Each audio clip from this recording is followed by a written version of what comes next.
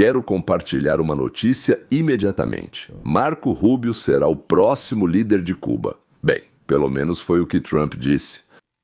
Circulou um boato pela América Latina de que Delta Forres usou uma arma secreta, suprimindo completamente todas as comunicações da base militar da Venezuela, onde ele estava, na verdade.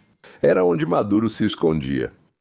Nenhum radar, nenhum dispositivo de vigilância, nenhum interceptador sequer registrou a aproximação da Delta. Aliás, eram 8 helicópteros. O pânico na liderança da Colômbia e do México levou à mudança no tom da conversa dos líderes desses países. De repente, eles ficaram suaves e maleáveis.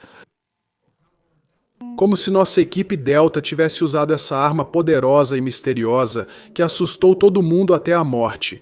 Líderes da América Latina viram como isso colocou de joelhos toda a base militar venezuelana, onde Maduro estava escondido, ou onde vivia Miraflores. Todos foram submetidos por isso. A porta-voz de Trump, Caroline Leavitt, aparentemente confirma esse relatório. Se você ainda não viu, vai querer ver. Bem, tivemos uma ótima reunião com os líderes das companhias petrolíferas. Parece que fechamos um acordo. Eles vão investir centenas de bilhões de dólares e vão extrair petróleo. E isso é bom para a Venezuela e maravilhoso para os Estados Unidos. Muito dinheiro será ganho e os preços do petróleo vão cair, embora já estejam baixando bastante. Depois, na mesma região, o presidente da Colômbia ligou para o presidente, como disse. No entanto, ele acabou cedendo. Quero dizer, apenas uma semana atrás, ele dizia que estava pronto para pegar em armas e lutar contra os Estados Unidos, e agora ele capitula e se curva à nossa vontade. Ou seja, o presidente da Colômbia ligou para Trump e informou que seu país vai cooperar com os Estados Unidos da América, e só agora começamos a receber detalhes dessa operação inédita, como ficou claro, algo que nunca aconteceu no mundo antes. Então ouçam. Todos sabemos que os Estados Unidos da América capturaram Maduro na semana passada, mas para situar vocês, eles fizeram isso sem nenhuma baixa entre os 20 operadores Delta das Forças Especiais Americanas que entraram na base militar. Este é Miraflores, que eliminou 100 soldados venezuelanos e centenas de outros, neutralizados com quase nenhum dano às forças dos Estados Unidos da América. Sabemos que somos bons, mas será que realmente somos? Isso é o interessante. Segundo o New York Post, hoje de manhã os Estados Unidos da América usaram uma arma misteriosa que fez soldados venezuelanos se ajoelharem. Eles sangravam pelo nariz e vomitavam sangue durante uma operação para capturar Nicolás Maduro. Foi relatado por uma testemunha ocular, um guarda-costas de elite de Nicolás Maduro, cujo depoimento foi divulgado pelo porta-voz de Trump no Destaque hoje cedo. Carolina Leavitt publicou um post. Parem e leiam isso. Aqui está o próprio post. É uma entrevista detalhada com um dos, repito, guarda-costas de elite, um dos que tinham a missão de proteger a vida dele. Ao ouvir ou ler isso, você sentirá novo orgulho de ser americano. Mike Netter diz, isso explica muito, inclusive a mudança repentina de tom na América Latina. O segurança de Maduro que sobreviveu. Então, depois da captura, Maduro deu uma entrevista e, de repente, todos os países latino-americanos quiseram fazer amizade com Trump. Foi isso que Gard disse. No dia da operação, não ouvimos nada. Estávamos em choco, mas, de repente, todos os nossos sistemas de radar foram desligados sem explicação.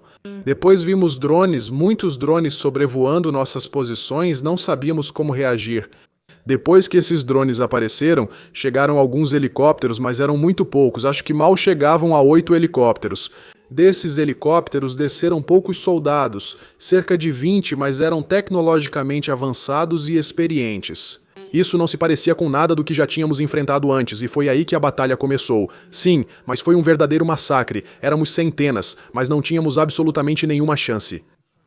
Atiravam com tanta precisão e velocidade que parecia que cada soldado disparava 300 balas por minuto.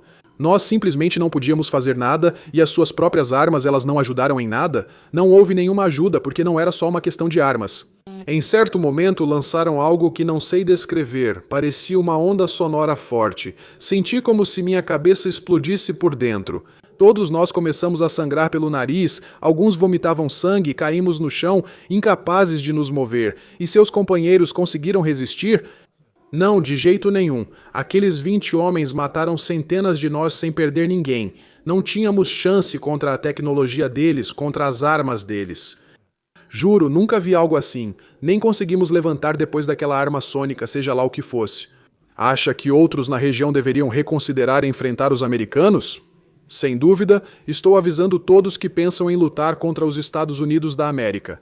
Eles não fazem ideia do que eles são capazes. Depois do que eu vi, eu nunca mais quero estar do outro lado. É melhor não mexer com eles. E agora que Trump declarou que o México está na lista, você acha que a situação vai mudar na América Latina? Com certeza todos já comentam sobre isso, ninguém quer repetir o que passamos. Agora vão reconsiderar. O que aconteceu aqui vai mudar muita coisa, não só na Venezuela, mas em toda a região. Eu nunca ouvi nada parecido. Acho que ninguém na América Latina, na Europa, na Ásia ou na África sabia, ouviu ou imaginava algo assim.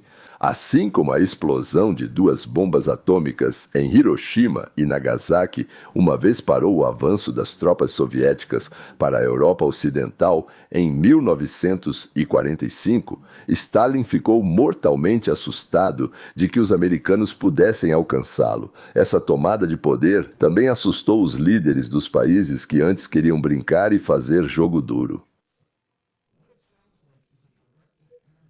Estamos falando de armas de energia direcionada que os Estados Unidos já possuem há anos, talvez desde o início dos anos 90. Eles, é claro, não divulgam esse tipo de armamento, mas com certeza possuem. E o que aconteceu dentro do Palácio Miraflores, que é basicamente a versão venezuelana da Casa Branca de Maduro, é a residência oficial do presidente da Venezuela. A nova presidente, Darcy Rodrigues, ou seja lá como ela se chama, e outros membros de alto escalão do regime puderam ver as consequências horríveis de como isso aconteceu. Centenas de soldados venezuelanos foram simplesmente neutralizados. Eles puderam ver tudo isso, avaliar os danos, e isso os assustou profundamente. Da mesma forma, a Colômbia recebeu essa mensagem porque eles estão mudando seu comportamento. Gustavo Petro, que antes era muito duro, de repente liga para Trump e recua. Agora ele propõe ir à Casa Branca o quanto antes para discutir como podem trabalhar juntos para desmontar as 3 grandes fábricas de cocaína. Veja. Ele demonstrou muita hostilidade em relação a nós, ao nosso país e pessoalmente a mim, me chamou de ditador e de muitas outras coisas. Ele chamava Biden de nomes muito piores do que os que usou comigo. Mas ontem ele ligou através de seus representantes e quer se encontrar e isso me convém perfeitamente. Já fiz as pazes com pessoas, então marcamos um encontro com ele e tivemos uma ótima conversa. Essas pessoas da Colômbia são pessoas incríveis. Marcos saberia disso melhor do que ninguém porque ele é casado com uma mulher da Colômbia. E eu não estou falando da Universidade de Colômbia, seria isso. Não tenho certeza, acho que gosto mais da Colômbia como país. Se você quer saber a verdade, pessoal, espera. As pessoas são pessoas maravilhosas. Estou ansioso para vê-los. A mensagem é clara. Não se envolva com os Estados Unidos. Parece que a política de Donald Trump de limpar as áreas próximas das estruturas de narcotráfico dos cartéis começou a funcionar. Então, a Colômbia concordou em permitir a entrada de comandos americanos e tropas de engenharia para destruir as 3 maiores fábricas de cocaína do hemisfério. E lá, quem sabe, talvez encontrem mais alguma coisa, a gente ache e destrua também. Agora, na verdade, isso não atrapalha só os americanos, mas também impede os países latino-americanos de viverem e se desenvolverem. Mas ao sair de outras regiões, não queremos deixar bagunça, anarquia e confusão. Agora, mais detalhes das principais notícias. Os Estados Unidos da América lançaram um ataque com mísseis contra a Síria. Vamos falar com nosso correspondente Lucas Tomlinson, que está com o presidente em West Palm Beach. Lucas? Boa tarde, John. Autoridades afirmam que isso é retaliação pelo assassinato de 2 soldados da Guarda Nacional de Iowa e seu tradutor americano no mês passado na Síria. No dia 19 de dezembro, na Síria, ocorreu a primeira onda de ataques aéreos contra o Estado Islâmico. Naquela noite foram usados F-15 e Strike Eagles A-10 Warhawks e helicópteros Apache do Exército. Aguardamos confirmação do que foi usado desta vez, mas posso afirmar, João, que esses meios seguem na região e sempre há um esquadrão de F-15 Strike Eagles lá. Da última vez, os ataques foram realizados a partir da Jordânia. Ainda não se sabe se os jordanianos colaboraram dessa vez.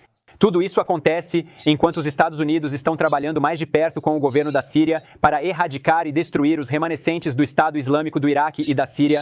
O ataque de 19 de dezembro teve 70 alvos. Precisamos ver o relatório sobre os ataques atuais.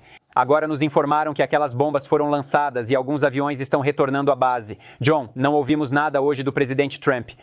É notável, porém, John, que a agenda do presidente Trump está bastante livre. Hoje de manhã ele teve uma consulta no dentista, não foi ao seu clube de golfe jogar golfe. Então talvez ele esteja acompanhando a situação agora mesmo na Síria. John. Queremos que, além de Israel e Arábia Saudita, também entrem na União de Abraão a Síria, a Jordânia e um novo Irã, livre dos ayatolás. Trump está tentando atrair também Erdogan. Mas bem, não sei, talvez até seja melhor se essa união ou pacto se formar sem a Turquia. Saudações, temos notícias urgentes agora.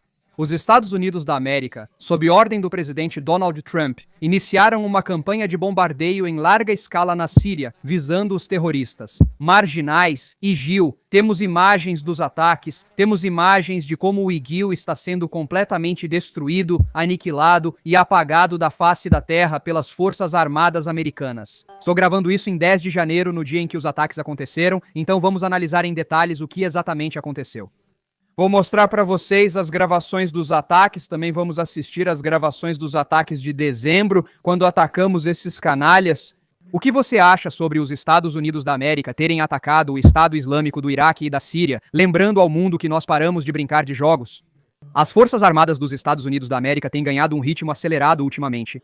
Entramos na Venezuela e derrotamos Nicolás Maduro, os militares venezuelanos e os seguranças cubanos que estavam com eles. Depois de destruí-los, nós confiscamos os petroleiros sancionados onde quer que os encontremos. E os russos não podem fazer nada a respeito. Ninguém é capaz de parar o que está por vir. Estamos nos preparando novamente para atacar o Irã e já atacamos terroristas no Oriente Médio, o Estado Islâmico do Iraque e da Síria na Síria, assim como alvos terroristas na África. Lembram-se daqueles 3 americanos corajosos? 3 almas corajosas foram friamente assassinadas em dezembro na Síria. 2 membros da Guarda Nacional de Iowa e um tradutor civil. Por isso, nos Estados Unidos reagiram com força, lançando mais de 100 bombas em uma campanha aérea. Antes de deixar o mundo se defender sozinho, nós eliminamos os campos dos terroristas, destruímos suas fábricas de armas, sua liderança e suas comunicações. Sim, senhores, estas são as imagens. 10 de janeiro, ataque ao Daesh.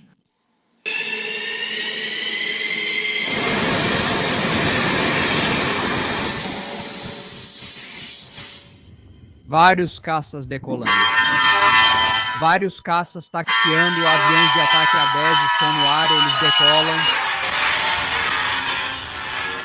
Então, começamos o alvo do Estado Islâmico do Iraque e da Síria, bomba lançada, alvo destruído, repito, alvo destruído, múltiplos acertos, múltiplas bombas, mais 2 bombas, 3, lançamos 3 bombas, mais um alvo atingido. Explosão poderosa, explosão poderosa. Muitos não verão, só verão que as bombas atingiram os alvos e explodiram. Então, vamos lá. Como vocês podem ver na tela, o que estão vendo é uma base do Daesh, que está prestes a receber algumas toneladas de justiça americana bem em cima dela. Os caras estão comemorando, a explosão foi simplesmente grandiosa.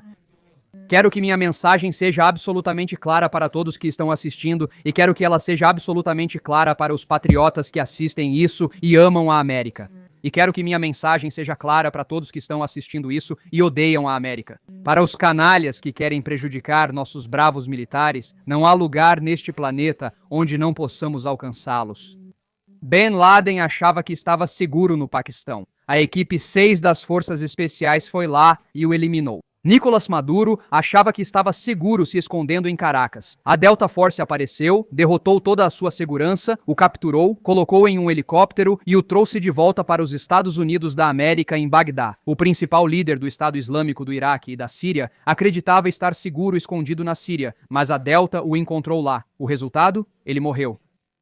Se você ameaçar este país, se você ameaçar nosso povo corajoso, se você ameaçar nossos patriotas valentes em serviço, nós vamos te esmagar, entendeu? Nós vamos te destruir onde quer que a gente te encontre.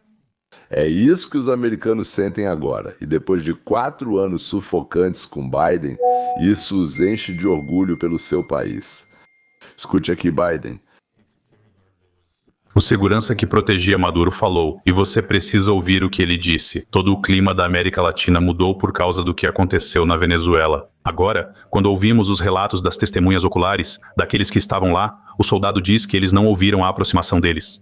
Ele diz que os americanos tinham uma tecnologia superior a tudo o que eles já tinham visto. Tudo o que eles usavam para radares, para qualquer coisa, foi completamente desativado. Eles usavam drones para destruir bases e desativar instalações da cidade. A população não tinha tecnologia nem experiência para combater drones. Ele afirma que só havia 8 helicópteros e enviaram 20 pessoas que mataram centenas dos homens deles e nenhum soldado se feriu. Ele conta que parecia que eles atiravam a uma velocidade de 300 tiros por minuto. Eles nunca tinham visto nada parecido e não podiam se comparar com isso. E então ele também menciona o fato de que os americanos usaram algum tipo de ataque sonoro e imediatamente todos começaram a sangrar muito pelo nariz. Eles não conseguiam se recompor, porque o que os atingiu os derrubou de joelhos e eles vomitavam sangue pela boca e pelo nariz. Eles ficaram fora de combate instantaneamente. Ele diz que nunca mais quer passar por isso, ele não quer entrar em conflito com os americanos de novo. Ele avisa a todos: vocês pensam que podem enfrentar os americanos, mas nem conhecem suas armas ou do que são capazes. 20 pessoas destruíram centenas, e isso já se espalha pela América Latina. Agora eles não falam mais: se me quer, venha e pegue. Estão diferentes. Especialmente depois que Trump diz: ei, México, você também está na lista. Claro, né? Os americanos, depois do humilhante Afeganistão, depois das linhas vermelhas do Obama que não podiam ser cruzadas, e depois, quando cruzaram, não aconteceu nada, depois da sensação de que tudo está indo por água abaixo, descobriu-se que não foi o país que desmoronou, mas sim a ideologia do coletivismo, que penetrou e tomou conta de um dos partidos dos Estados Unidos da América. Sabe como ela se chama? E tentou destruir os Estados Unidos da América, mas eles, graças a Deus, não conseguiram destruir, não deu tempo, não conseguiram ou aconteceu outra coisa. Agora, depois da crise, parece que estamos nos recuperando, talvez venha mais uma crise. Claro, eu sei que meu público se interessa tanto pela América quanto pela situação naquela parte do mundo de onde, na verdade, tivemos a sorte de sair a tempo. Embora muitos de nós sejam de Baku e do Cazaquistão, mas também da Lituânia e da Moldávia, por assim dizer, Moldávia que hoje é chamada assim, sim. Ainda assim, a maioria deixou túmulos e a história das últimas gerações de antepassados na Rússia, Bielorrússia e Ucrânia. No meu caso, são 5 gerações. Meu trisavô veio de Viena para Kharkiv e a família se espalhou pelo Império. Ambos os avós foram para São Petersburgo antes da Revolução e tiveram sorte. Então, alguns de nós se interessam mais, outros menos, mas o que está acontecendo lá, afinal? O que tudo isso significa para a Rússia e a Ucrânia, para o regime de Putin, que hoje está preso, ocupou, basicamente, grande parte daquele país em que vivíamos. Putin está perdendo a Venezuela, Putin está perdendo o Irã, e Putin, um após o outro, está perdendo a frota sombria, a base do bem-estar da Rússia de hoje. Isso significa um golpe simultâneo na receita do petróleo, na influência geopolítica, na capacidade de contornar as sanções, o que é incrivelmente importante para a Rússia. No curto prazo, isso reduz o valor do rublo e no médio prazo faz com que gastem menos com a guerra, o que na verdade é muito importante para os ucranianos. A perda da Venezuela é de fato a expulsão da Rússia da América Latina. Cuba, por si só, é pobre e precisa de ajuda. A perda do Irã quebra o triângulo anti-sanções. Então, Irã, Rússia, Venezuela. Sim, isso significa uma redução nas receitas que já estavam bastante diminuídas pelo preço do petróleo não sancionado. Sim, as seguradoras naturalmente aumentam o custo dos riscos. Tudo isso junto vai forçar a Rússia a tomar uma decisão: financiar a assistência social para a população ou continuar a guerra. Bem, digamos no mesmo volume em que continuam agora, ou se entrincheirar e ficar parados. Quanto mais fraco o fluxo de petrodólares, mais difícil é financiar, reduzir o aparato de força e, além de tudo, começa uma luta entre as estruturas de poder pela sobrevivência. E também aquela que está se levantando de joelhos. Ou seja, a superpotência leva esses tapas na cara e, com isso, perde, por assim dizer, o encanto dentro da sociedade russa. Eles diziam: somos os melhores, não chegue perto, vamos bater em todos, jogar bomba atômica.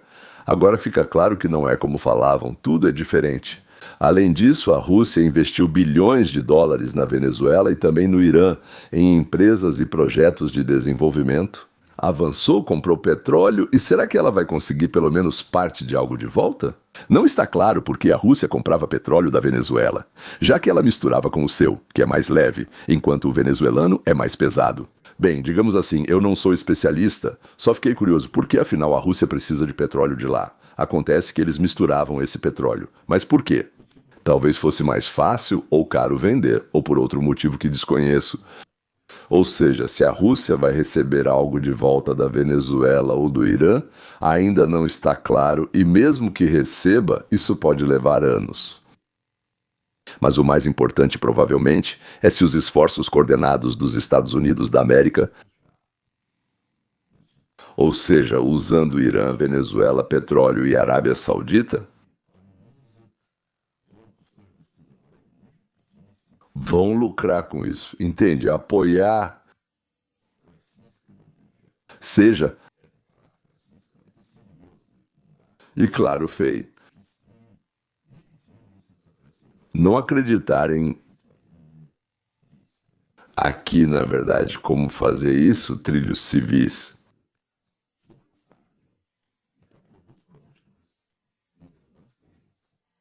Talvez essa tarefa já não esteja mais ao alcance de Putin. Bem, com o Irã está cada vez mais parecido que os ayatolás, mulás e seu círculo mais próximo vão fugir, uns para Moscou, outros para Paris. Donald Trump revelou planos de ataque ao Irã, mas será que isso será realmente necessário, incluindo ataques aéreos em grande escala e numerosos alvos militares? Como declarou o presidente, a América está pronta para ajudar após uma noite de derramamento de sangue, mas esse derramamento de sangue, muito provavelmente, será suficiente para mudar o Irã de qualquer forma. Trump ainda não sabe se a guarda revolucionária vai fugir por conta própria ou se precisará ser empurrada, mas ele informou aos líderes iranianos que os Estados Unidos da América estão prontos para ajudar o novo Shah a entrar em Teherã em um cavalo branco.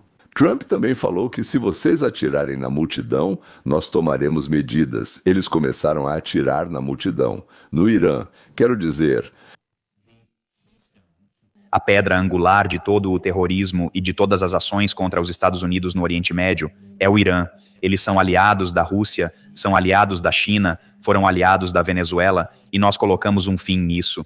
Senhoras e senhores, vejam isso a propósito, sobre o fim.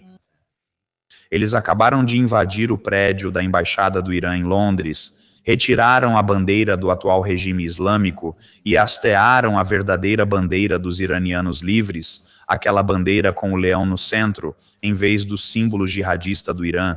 Eles querem restaurar a monarquia. Vejam, isso ocorre em Londres e também no Irã. O Shah do Irã, líder nacional exilado, cuja família governou o Irã até a década de 1970, quando um grupo de islamistas malignos tomou o poder. Devido à fraqueza americana, estou mais pronto do que nunca para liderar o Irã. Vamos começar logo, pelo amor de Deus. Só se Marco Rubio quiser ser o novo Shah do Irã, aí pode ser feito. Mesmo assim, as pessoas estão despertando no Irã, e lá estão acontecendo séries selvagens de eventos na Revolução Iraniana neste exato momento. Em tempo real, novamente, é difícil ver tudo isso porque eles cortaram a internet no país. Se desligássemos a internet e a luz na Venezuela, talvez pudéssemos ativar a internet no Irã. Gostaria de ver isso após a Revolução Iraniana.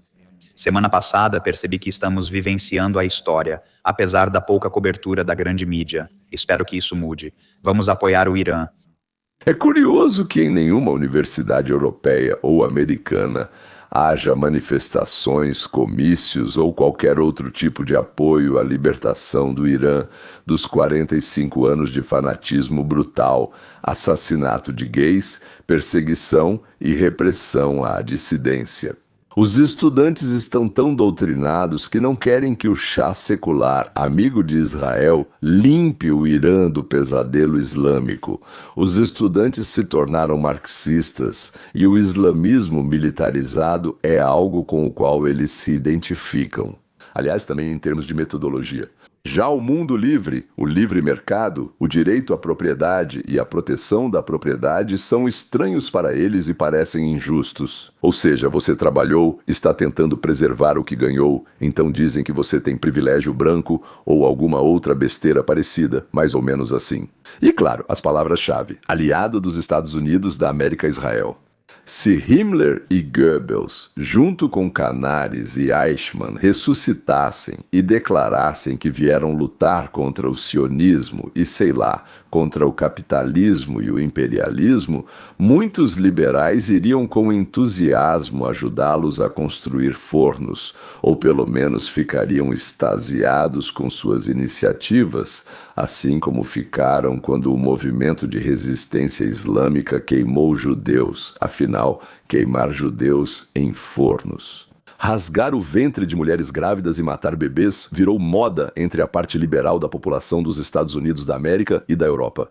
E eles rezam por aqueles que fazem isso e lutam contra quem tenta impedir. Um pequeno adendo: às vezes eu menciono fatos históricos incontestáveis, tipo esse aí.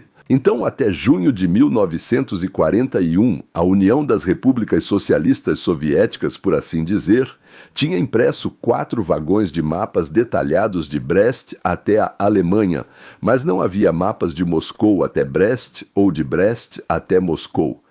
Por isso, quando o exército alemão, ou seja, o exército alemão, começou a pressionar o exército soviético, os comandantes nem conseguiam explicar uns aos outros onde estavam.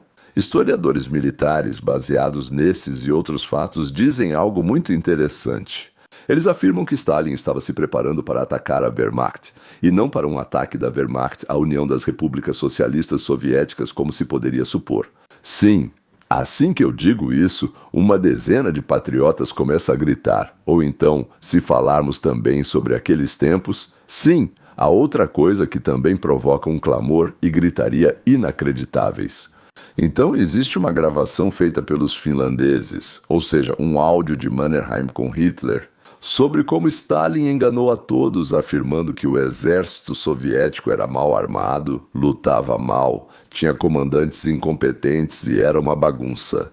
Eles disseram que Stalin mostrou de propósito a fraqueza do seu exército durante a campanha finlandesa. Por isso, subestimaram a força e as capacidades da União das Repúblicas Socialistas Soviéticas, e que com isso, Stalin assustou o Ocidente, que a Alemanha iria conquistar a União das Repúblicas Socialistas Soviéticas muito rápido e facilmente e se tornaria forte demais. E tanto a América quanto a Europa começaram a ajudar a União das Repúblicas Socialistas Soviéticas com todas as suas forças, e não ficaram sentados esperando que essas duas aranhas se devorassem uma a outra. Bem, a mesma coisa, apesar de serem palavras de Hitler, por algum motivo isso significa que eu acabo sendo um tolo. Então, senhores, mentem, mentira ou mentiroso é aquele que mente, e aquele que fala fatos, diz a verdade, ele não é mentiroso, ele é um verídico, é uma palavra completamente oposta. Neste canal nós falamos a verdade, nós dizemos a verdade, gostem vocês ou não, gostemos nós ou não. Então, se alguém quiser ouvir mentiras adocicadas, por favor, procure outros analistas. Se quiser realidade, inscreva-se e ative o sino para receber as notificações a tempo. Então, se quiserem Prozac, como é que chama? Prozac, né? Acho que é assim que chama, ou outros calmantes. Então está cheio de idiotas e babacas na internet russo-ucraniana, tanto em russo quanto em ucraniano. Vamos lá, então vamos voltar ao Triângulo das Bermudas, Irã, Rússia, Venezuela. E o quarto, desculpe, já não é mais um triângulo, ou talvez ainda seja, então o ângulo dessa mesma formação triangular é a Terra do Meio. Agora, todos estão muito mal, ou considerando a população desses países em crise muito bem. Por que eles estão bem? Porque talvez eles sejam libertados disso, né? Ou seja, eles mesmos precisam fazer isso. Mas os Estados Unidos da América ajudam. Esta é, sem dúvida, uma operação militar limitada. Seu objetivo não era derrubar o regime, a intenção era capturar apenas 2 pessoas. Nós conseguimos isso, mas a influência e as alavancas de pressão que os Estados Unidos obtiveram como resultado disso são realmente impressionantes. Bem, em primeiro lugar, nós trabalhamos com o regime vigente de Maduro e o submetemos à nossa vontade. Essa é a vice-presidente que, pelo que entendi, colabora com a administração. E claro, os 2 capangas e assassinos dela. Um é o ministro da Defesa, o outro é o ministro do Interior. São exatamente essas pessoas que possuem as armas e oprimem seu próprio povo. E está absolutamente claro que, em determinado momento, precisamos observá-los atentamente e garantir que eles estejam plenamente cientes do quão vulneráveis realmente são, para que eles não se voltem contra o vice-presidente que está cooperando ativamente conosco, mas então até mesmo as consequências para a própria região. O presidente da Colômbia, eu sei com certeza, ligou para o presidente, como ele mesmo anunciou, basicamente ele capitulou, ou seja, isso foi há apenas uma semana. Ele dizia que estava pronto para pegar em armas e lutar contra os Estados Unidos, e agora ele capitula e se curva à nossa vontade. Provavelmente ele será afastado do cargo nas eleições de maio, mas ainda exerce influência significativa. Suspeito que poderemos conseguir algum progresso com o presidente do México, Sheinbaum. Você sabe que resistiu à realização de operações contra os cartéis que têm um controle tão forte sobre a produção de fentanil e sua distribuição para os Estados Unidos. E provavelmente ela vai mudar a postura em relação ao trabalho com essa administração, vai se juntar à inteligência e talvez até a operações conjuntas para ajudar. Cuba está de joelhos e por isso deve ter o fornecimento de petróleo cortado. Mark. Assim, veremos como o país deve sofrer um colapso econômico sem precisarmos fazer nada. Isso acontecerá naturalmente. Você sabe que muito disso se deveu à intervenção estrangeira, como você destacou corretamente ao mencionar a doutrina Monroe. A intervenção na Venezuela foi significativa. China, Rússia, Cuba, Irã, todos eles, na verdade, acabaram se curvando como resultado disso.